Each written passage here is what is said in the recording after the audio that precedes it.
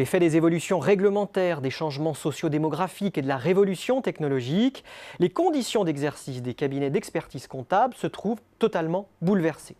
Deux indicateurs doivent alerter sur les ruptures en cours.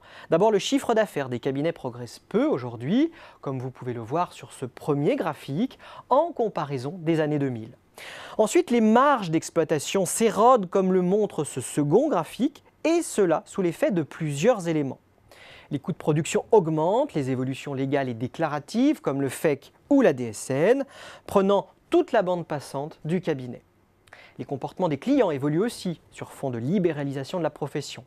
Les clients comparent et négocient les tarifs et ils en demandent toujours davantage à leur expert comptable, notamment en matière de relations clients.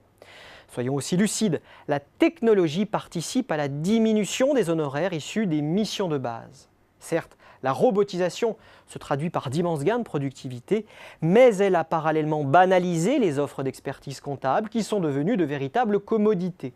Pour le dire autrement, la technologie a fait glisser la concurrence sur le terrain des prix. Cette concurrence par les prix vient aussi d'en haut. La vague de concentration menée par les grandes structures leur procure un effet taille conséquent qui fait parfois la différence. Il est alors indispensable de repositionner l'offre des cabinets pour à la fois proposer un bouquet de services attractif pour les clients et les prospects, tout en étant rentable. Dans ce cas, il faut bien choisir son terrain de bataille, soit en se battant sur les prix, en misant par exemple sur une offre low cost. Mais c'est un jeu dangereux car il enclenche un cercle vicieux entre les prix et les coûts qui aboutit souvent à une baisse des marges. Vous pouvez aussi faire le choix d'être unique en proposant une offre différente de celle de vos confrères. Certains cabinets optent pour une stratégie de niche en se focalisant par exemple sur un secteur d'activité ou sur une expertise technique particulière. D'autres encore font le choix de vendre des produits en complément des services de base, par exemple des produits d'assurance.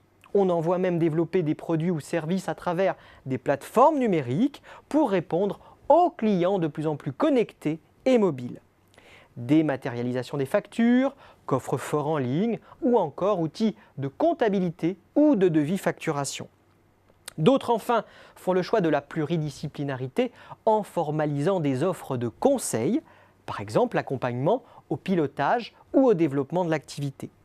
Le conseil et l'accompagnement apparaissent indéniablement comme un terrain propice à la croissance future du cabinet, d'autant que les experts comptables restent des figures tutélaires pour les dirigeants de TPE et de PME.